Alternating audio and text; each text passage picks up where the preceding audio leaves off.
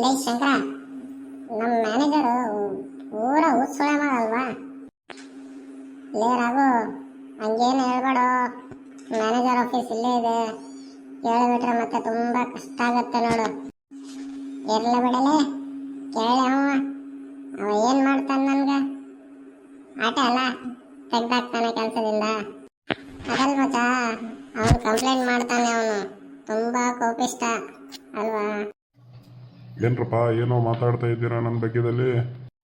ಏನಿಲ್ಲ ಸರ್, ರಾಘು ಅದೇ ನಿಮ್ಮ ಬಗ್ಗೆ ಹೊಗಳ್ತಾ ಇದ್ದ, ತುಂಬ ಚೆನ್ನಾಗಿದ್ದಾರೆ ನಮ್ಮ ಮ್ಯಾನೇಜರು ಅಂತ.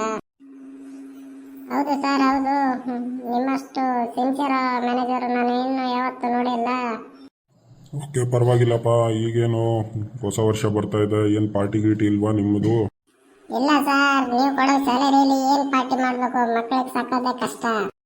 ಹೌದು ಮ್ಯಾನೇಜರ್ ಅವರೇ, ರಾಘು ಅಣ್ಣ ಹೇಳಿದ್ದು ಕರೆಕ್ಟೇ. ಮಕ್ಕಳಿಗೆ ಸಾಕೋದೇ ಕಷ್ಟ ಆಗುತ್ತೆ. ಅವರು ಸ್ಕೂಲ್ ಫೀಸು, ಅವ್ರ ಟ್ಯೂಷನ್ ಫೀಸು, ಇನ್ನೂ ನೀವು ಇಂಕ್ರಿಮೆಂಟೇ ಮಾಡಿಲ್ಲ. ಹಬ್ಬ, ಎಷ್ಟಿದ್ರು ನಾನು ಬುಡಕ್ಕೆ ಬರ್ತಿರಲ್ವಾ ಸ್ಯಾಲರಿ ಇಂಕ್ರಿಮೆಂಟ್ ಮಾಡಿ ಮಾಡಿ ಮಾಡಿ ಅಂತ. ಓಕೆ ಸರ್, ಏನು ಯಾವಾಗ ಮಾಡ್ತೀರಾ ಇಂಕ್ರಿಮೆಂಟು?